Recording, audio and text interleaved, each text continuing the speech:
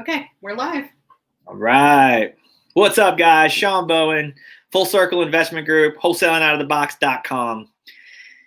Coming to you for our lunchtime live today, and we are going to be talking about the KISS method.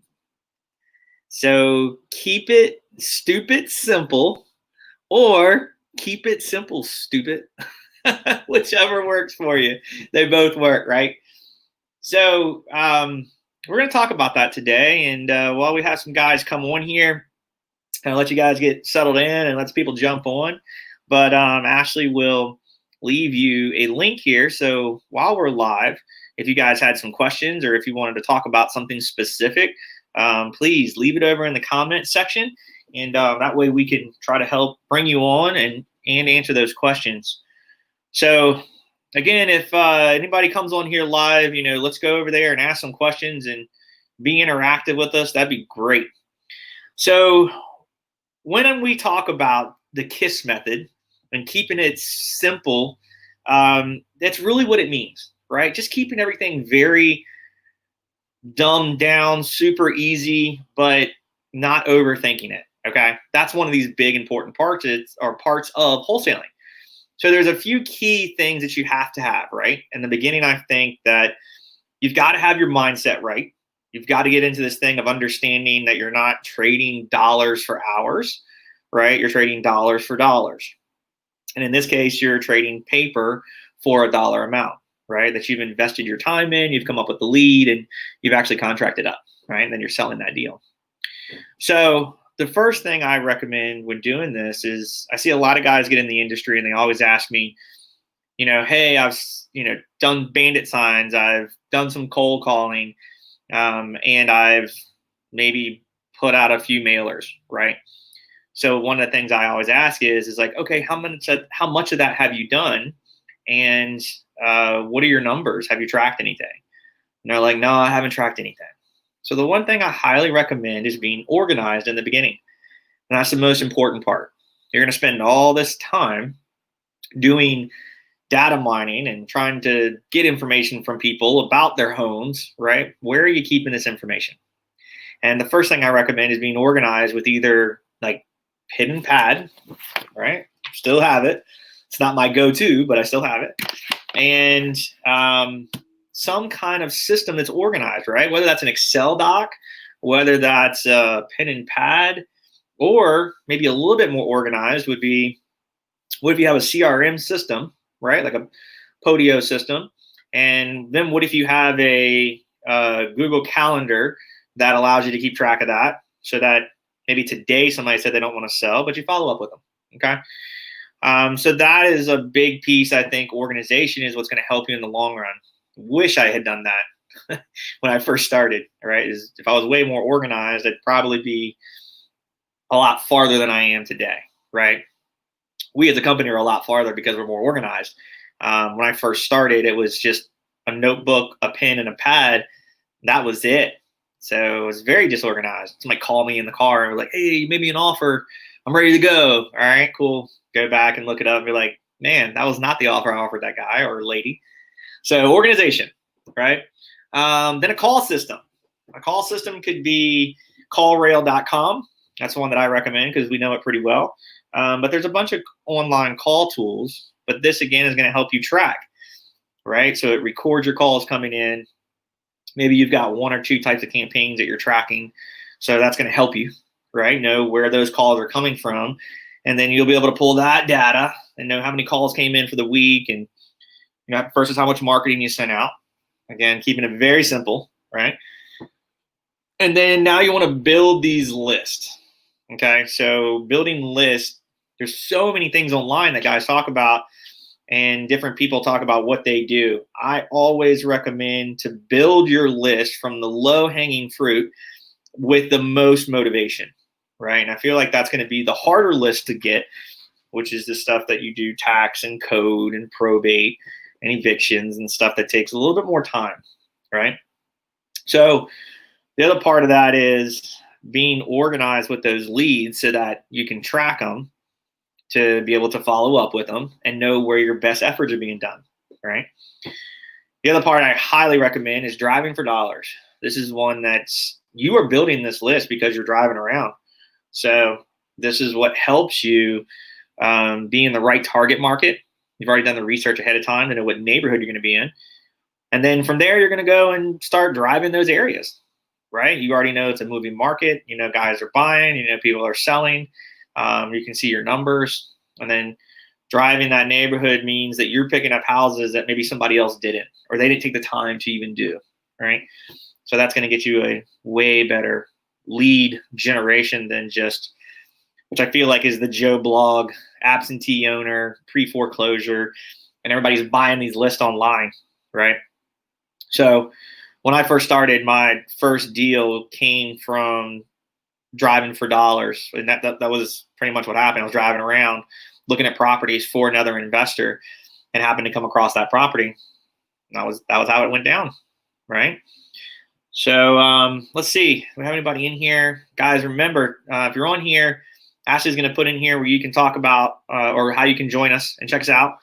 And if you have any questions, feel free to go live and we'll try to interact with you and ask those questions and help you as much as we can. Anybody over there? Not yet? Okay. We'll keep going here. So, guys, again, we do these lunchtime lives.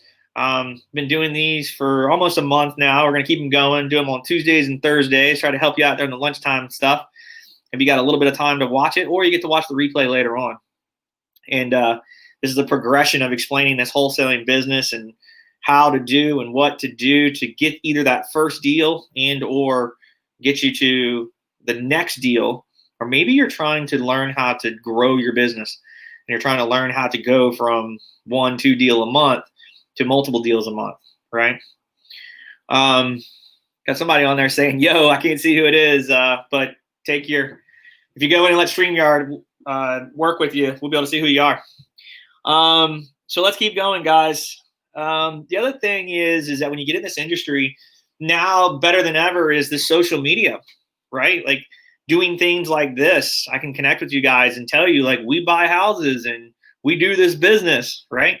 So what if you're doing that with the audience that is in your personal page? What if you're joining different Facebook groups and telling people that's, you know, your family and friends what you're doing, right? And guys, I know how that goes. In the beginning, you know, people are like, you don't have any money. You can't buy homes. What you're doing is illegal and you can't do it, right? So a lot of this stuff is just, it's all bullshit, guys. This is a real business. You can do this business and you will do this business. It's a very real thing, right? So letting people know what you guys do, right? If you want to get into wholesaling space, you need to tell everybody that that's what you're doing. You're trying to find homes. You're trying to find people that need to move out of their home, right? So tell people on social media. Go to the Facebook, the Instagram, I guess Snapchat, Twitter, and what are some other accounts? I can't think of at the moment, but I think TikTok is a new thing that's going on over there. And I feel like an old fart saying this, but like that's real, guys. Like that's a space to be in and tell people what you do. It's where the most attention is so that you can get out your message, right? One time does it multiple times over. And that's just like these recordings to help you guys either live or help you guys as you watch them for the replay later. So tell people what you're doing, right? And tell them exactly what you're doing. That's a massive piece, massive piece. Who do we got over here? Brian, what's up, man? Is direct mail still effective currently? Most definitely. I will always say direct mail is effective.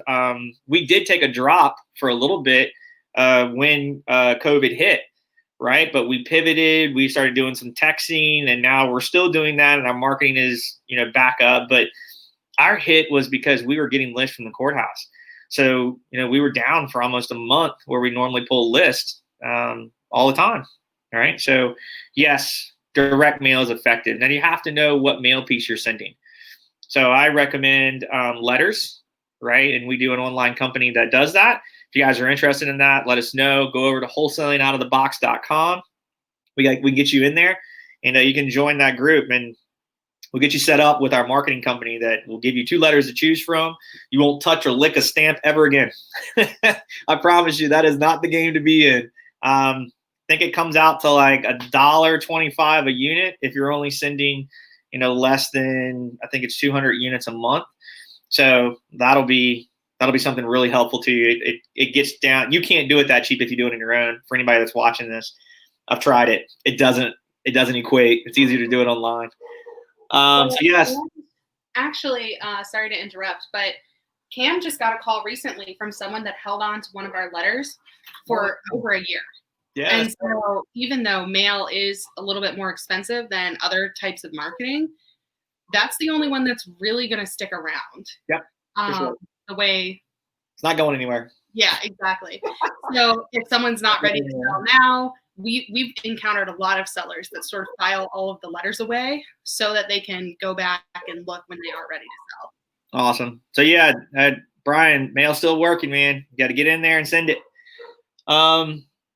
Let's keep moving on. So again, social media, right? Letting people know what you're doing. And guys, remember the method we're talking about here is KISS. Keep it stupid simple, right? There's no reason to get down in the weeds, like you're trying to get your first deal or get your next few deals.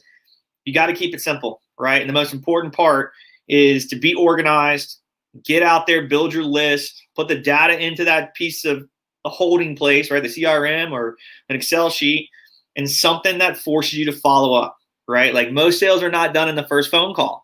Most sales are not done in the first text, right? Whatever you want to call that as a touch piece, I don't care. It can be, mail, a text, a voicemail. It can be a call. Like most of the sales are not done in the first touch. They're usually done after the 5th to 12th touch. Okay. So I get it. In the beginning, most people are like, I don't have any money. Then you have time, right? And that time would be follow-up. How many touches do you have with a phone call or a text message, right?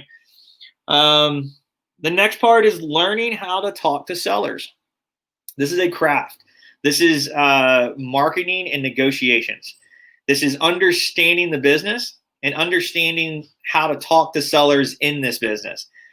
This is not only about price, right? If you take the idea of price off of the table and just talk to the seller, that's the most important part, is getting to their why. I cannot stress how important it is to talk to sellers and listen, ask questions, get to the point of their problem and help them solve it, right? That is the most important part with this. You can look up bed, bath, square footage and all that other stuff. You do not need to waste time on that part of it. It has to come, right? But people want to do business with people they trust and like, and that's what you need to do. You need to build rapport with that seller and get to know them, right? It matters. Don't just be like any other guys that are like reading from a script and that's their method and goal, right? You're not listening to somebody if you're reading a script. You're too worried about getting through the script. So just focus on talking to the seller, asking questions. What can you do to help them? Okay. Let's see. We've got some people on here watching. So guys, if you're in the Facebook group over there, or if you're in whatever area you're seeing us, please go in and let StreamYard or like click on that link so we can see who you are. I've got some guys saying, what's up? I see Brian over there. Somebody wrote true. Yeah, I'd love to see who you guys are. Thank you so much for being here and watching. I appreciate it. If you guys have any questions, feel free to go live. If you're just joining us, we're just talking about the KISS method, which is keeping it super simple, and just keep it simple. I don't even know how to say that so many times, but don't overthink it is what we're talking about here today, and how to be organized with doing that. Do we got anybody in there that's got any questions so far? See if anybody's got anything. Guys, let me know if you're here. Right over in the comment box for me where you're coming in from, where you're seeing this at. Love to see who we're reaching. The whole idea was building this thing to reach out and help people. So let us know where you're from. Let us know where you're watching at and how you found us. Would love to see where everybody's coming from. Give you guys a second to see if we have any posts about who's coming from where and how. Yeah, it looks like we got 6 people watching us so far. Kind of let you guys roll in with it. So guys, the next part I feel like we're going to talk about is a big portion of this, and this is an acronym that's part of this business, and it's called the Mayo Formula. And Mayo stands for Max Allowable Offer, right? So one of the big things that you need to understand is how to reverse engineer your number to be able to make a seller a real offer. And the one that we use and that I feel like is probably the best common use and get you the best results would be ARV. So it's after repair value times 70%, which is the difference between the amount of money that it takes for holding costs and profit margins and sales costs. And then that's going to give you that number. And then you're going to minus out your repair number that you've learned how to, go over repairs and what those numbers consist of. Remember, you're just giving the big ticket number, right? And then minusing off your wholesale fee and then making that offer to the seller. Obviously knowing how to negotiate lower up to your max allowable offer, right? So that's a big one, knowing your Mayo. So another piece here that we kind of talked about was knowing the budget, right? Knowing what it costs to get big ticket numbers. And that's something that we do here locally. If you're interested in checking that out, again, check us out at wholesalingoutofthebox.com and go to one of our events. Once a month, we do these events where we go into either homes that we're working on or properties that we existingly have under contract. And we do a property walkthrough with you guys, right? And we take almost 2 hours to go through and break down the numbers of what it costs to estimate rehab, right? So, knowing from walking up to the home and taking the exterior from roof to windows to foundation, and then working your way in, looking for big ticket items, which is kitchens, baths, HVAC, electrical, plumbing, flooring, paint, interior doors, exterior doors, to be able to come to a number that you can formulate and then, come to your Mayo formula. So that's something that I've seen a lot of guys. We've been doing that for years, guys, and we've had a lot of people join and a lot of people come out of that with some really, really helpful information to ultimately, I love getting testimonials from those guys talking about like, man, that was a really awesome event. We were able to understand our numbers. Now we can go formulate. Now we can actually make an offer and it's real and do deals, right? So really understanding that rehab budget is a big ticket item. So guys, if you're interested in that, again, check us out at wholesalingoutofthebox.com and at our events page and join us over there and sign up for that. We will get past this COVID thing and we will be out and doing it again. And I look forward because I get to meet you guys, face to face and take you through these walkthroughs and show you this information, because wasting your time with contractors is time that you're losing, right? So having to wait for a roofing contractor or a plumbing contractor or any of those items that you're, getting your big ticket numbers on just to get a quote in order to make an offer, it's a real big time suck and it doesn't benefit at all, right? So that's a really good one for you guys to check out. Let's see. So we got anybody else in here live currently? Any questions? Try to hold up here for a minute, guys. I talk super fast, so this is for me to try to slow this down a little bit difficult, but I'm working on it. But I'm trying to help you guys as much as possible and give you as much information as I can, so that you can do this business. And keeping this method of KISS is super important. It's just keeping it to the very basics, right? You don't need to overthink it. You don't need a website. You don't need a business card. You don't need an LLC. Nobody ever did business with us only because we had a website. We've had plenty of people look at that, but that's not what it matters. It's you being transparent with the seller, telling them what you're doing and telling them how you're going to help them solve a problem in order to be able to get to the offer and do a deal. That's the most important part, right? So let's go to the next one. Another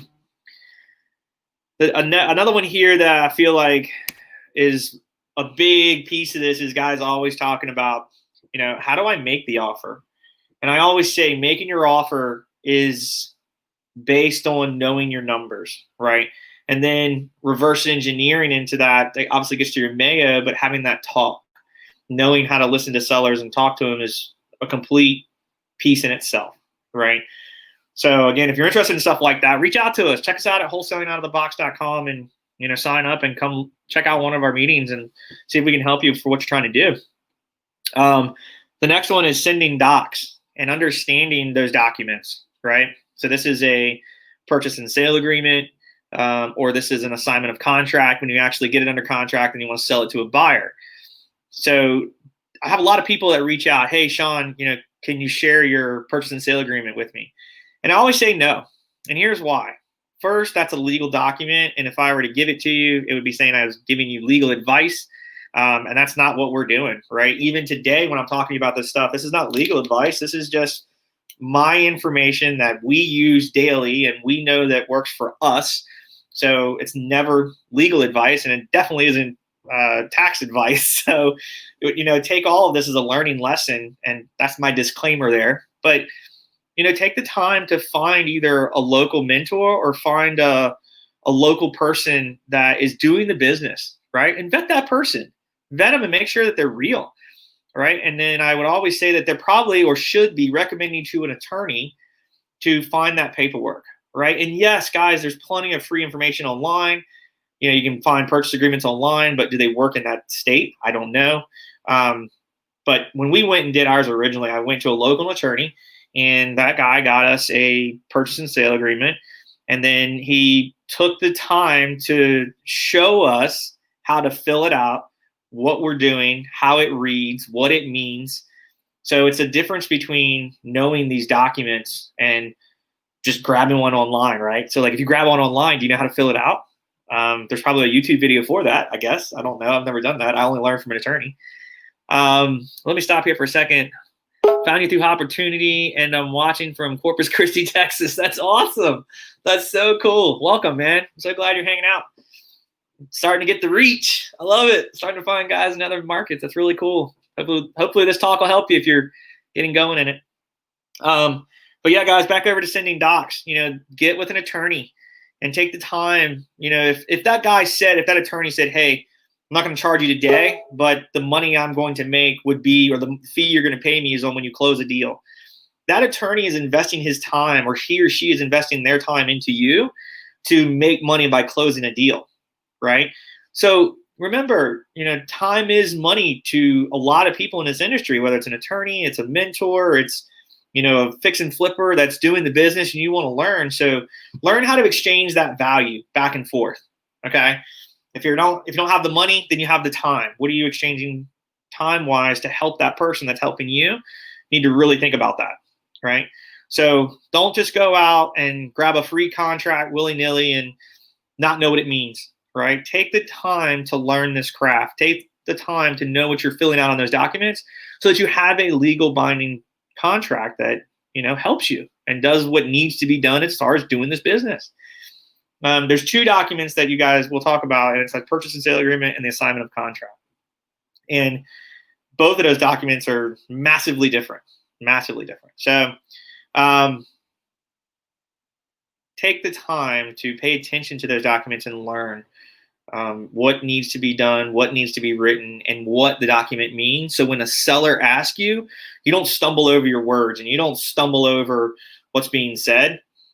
Because if you don't know what it means and then the seller is not comfortable, they're not going to work with you, right? So taking the time to understand that is huge. Brian writes, how do you tell a seller the most simple way what you do when they ask without saying you're a wholesaler? Well, let's talk about, that's a good question, Brian. I tell people in the beginning that are just getting started, just be transparent. You don't need to go down the super deep rabbit hole of what wholesaling is and explaining it. But you can still be transparent by saying, hey, I work with a pool of investors that pay me to find these deals. So are you okay with me doing that and allowing me to bring these guys to the table and help close this deal for you? And 9 times out of 10, they're not going to care. They just want the deal done. They want to, if they trust and believe in you already and you're being transparent, then that should not be a hurdle to get over. But if they've been burned by somebody else that said they were a wholesaler and, dragged them out for 45, 60 days, couldn't close the deal, wasn't in contact, they've already got a bad taste in their mouth. So you bringing that word up wholesale and probably negative, right?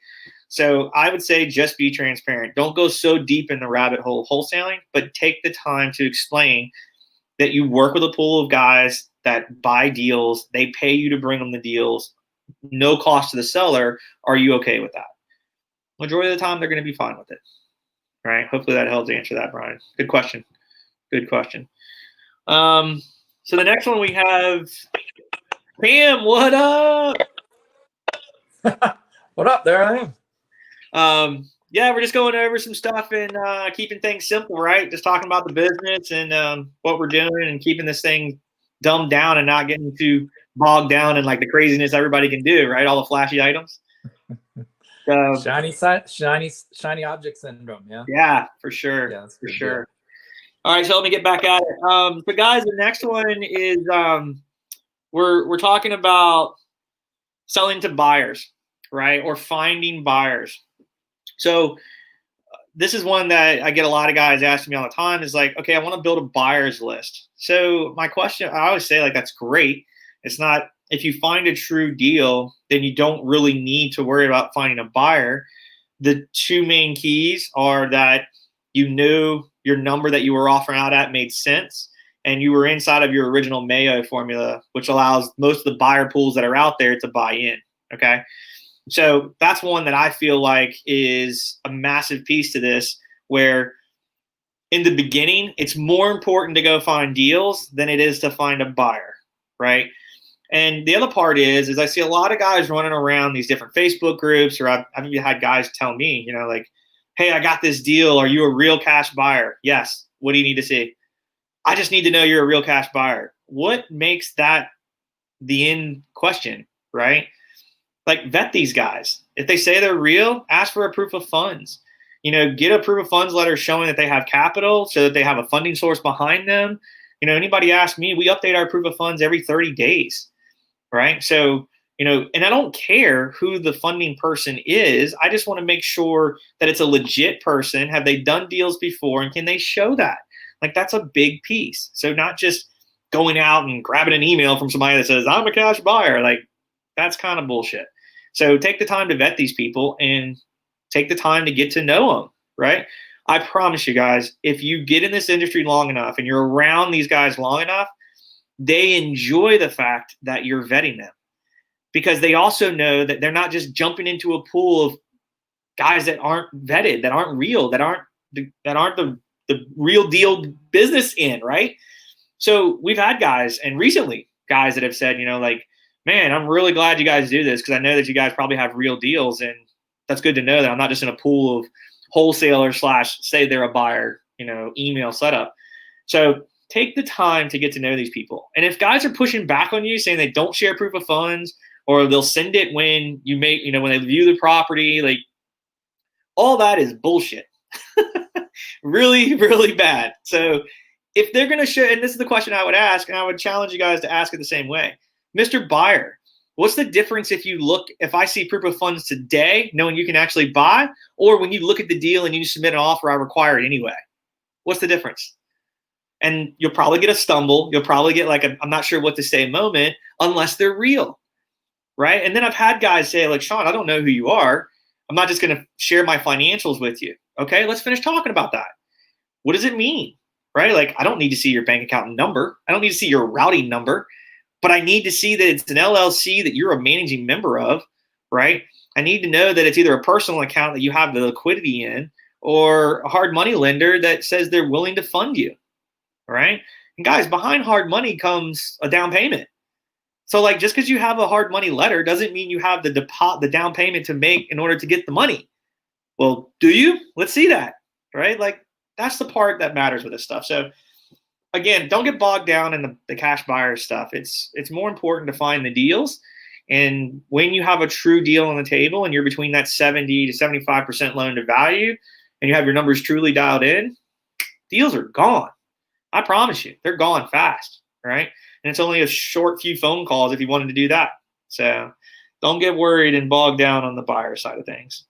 The last thing that I say is like, during all of this, remember, this is the KISS method.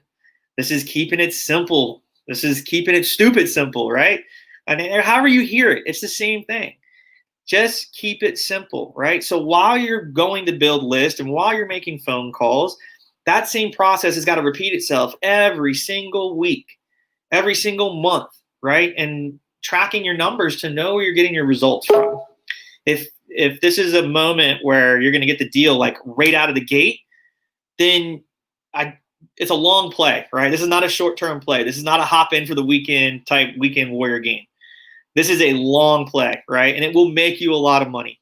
So we've got actually Cam is here, and we'll bring him on here in a second. But Cam came from the military. He was part-time, did a few deals, and then he came in and eventually did full-time, and now he's just like full steam ahead. It's awesome, right? And he can tell you, and it's awesome to hear this, but like he's so much happier. It's awesome to see, right? So let's bring him on here for a second, let him talk to that, and kind of let him talk to you guys for a second. Hey guys. So tell him, you said it 100%. Tell him what's up. Like what, break this down for a second and what it feels like from somebody that started on the outside.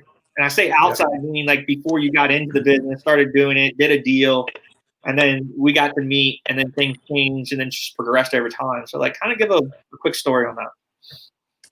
Yeah. So back when this was just a thought, right? And I won't go too far back or we'll be here for an hour, right? But as I got started and I realized, because I saw people around me doing this, that it was real, right? There was a lot of that shiny object syndrome that you're talking about.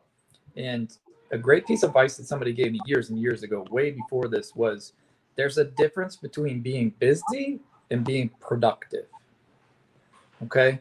And what that means to me and what that meant at that time and how I equated it to real estate, because in the beginning, I realized that I was really, really busy, but I was not very, very productive. And that was a kick in the rear for me, right? Because what I realized was, yes, I was contacting sellers. I was mailing. I started out with direct mail, right? But I was spending a lot of time trying to find buyers. I didn't have a deal. I was spending a lot of time on my website. I didn't have a deal.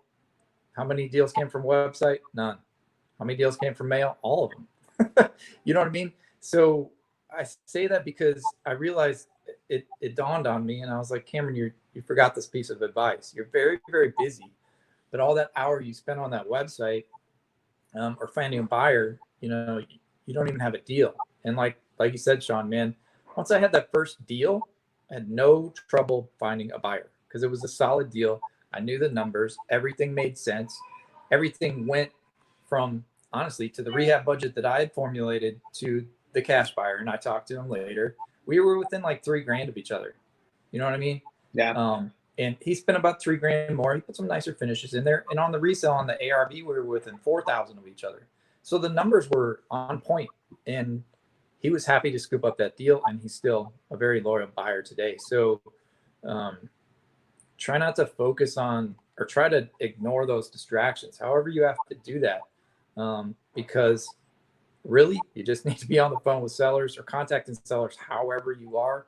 You need to be talking to people because that person is who you need to connect with. It has nothing to do with a website or anything else or business card. Or those are fine. Get them later, but you don't need them right away. Yeah, that's awesome.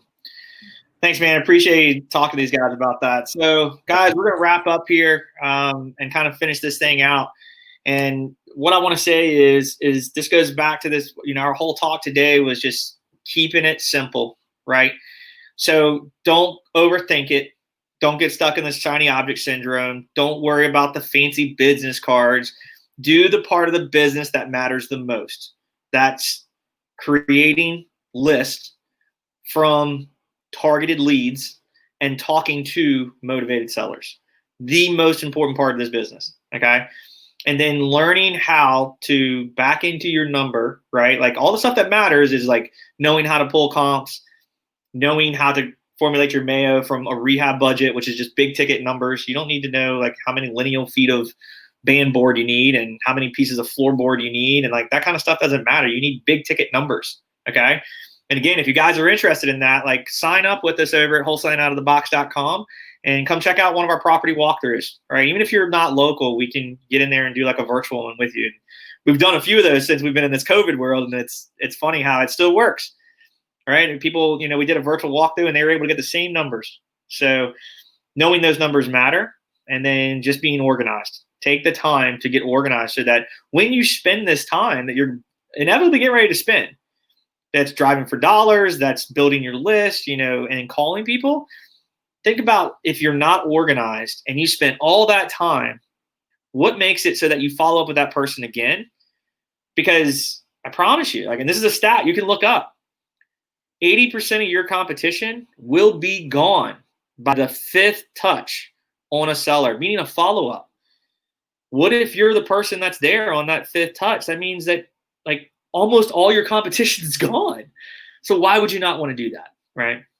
So guys, thank you so much for taking the time to be here today, or even watch this replay, right? And while we're still here, take a few more minutes. But if anybody's live, if you had some questions, put them up here in the box. Tell us where you're coming from. Love to see, we had a guy from Corpus Christi that found us from Opportunity. That's awesome.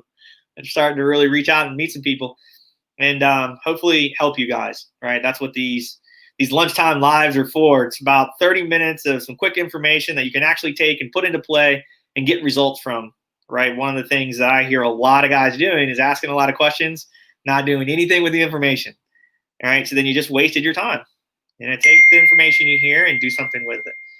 And you will make progress with it. So again, guys, thank you so much for taking the time to be here. If you watch the replay, thank you so much for taking the time to watch the entire replay, and leave us some comments, right? Doesn't matter where you saw us or where you're seeing us come from. We're on different platforms.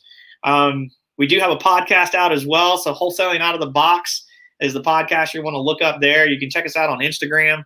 And I'm sure Ashley's got some links in here somewhere for us that you can come find us. But always, if you're looking for things to help you grow this business and make life easier so you don't have to reinvent the wheel, always check us out at wholesalingoutofthebox.com. There's plenty of things over there to help you with. And anytime we can help you, please feel free to reach out. I'm here to help you. And I look forward to doing it, all right? Watching you guys grow, get that first deal, and or grow your business. Again, guys, thanks for being here. Talk to you soon. Later.